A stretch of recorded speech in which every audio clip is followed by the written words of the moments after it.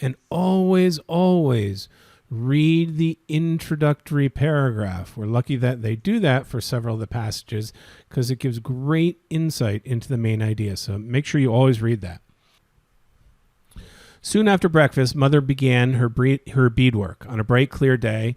So this is describing how Mother began her beadwork, which is kind of the subject of what we're doing here. Untying a long tasseled strings that bound a small buckskin bag, my mother spread upon a mat beside her bunches of colored beads, just as an artist arranges the paints. Often she worked upon small moccasins with her small daughter.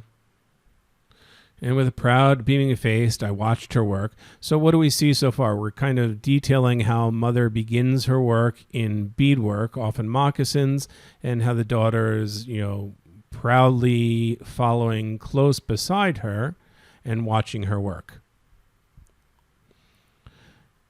It took many trials before I learned to knot my sinew thread on the point of a finger. So now the daughter's actually learning how to do it herself, not just observe the mother. And there were trials and difficulties along the way. So clearly it wasn't so easy. After some experience, I usually drew easily and simple crosses and squares. So she's learning from her experience and getting better at what she does. In the choice of colors, she left me my own taste. So the mother's giving her freedoms of design. She was pleased as a result of this, and she chose different colors. And then the mother explained there's certain things you don't want to work with, like quills. My mother cut off the ends and burned them. Why? It looks like they were poisonous.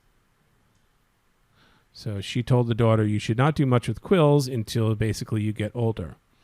And then always, not sometimes, but always, after these confining lessons, the daughter would essentially go run out and play with her friends to get essentially a joyous relief from the work of learning how to bead.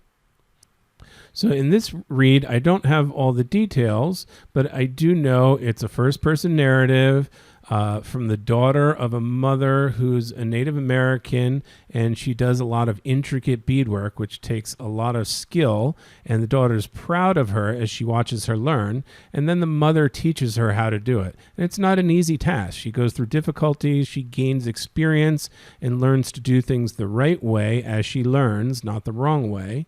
And then she has flexibility. She learns how to create her own designs. And then Mother tells her again, even though she's more advanced now, things she can't do yet, like porcupine quills, because they're poisonous.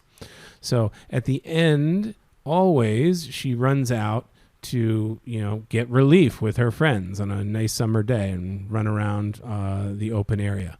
So I have a good sense of the progression of ideas and concepts of this literary excerpt. The point of view.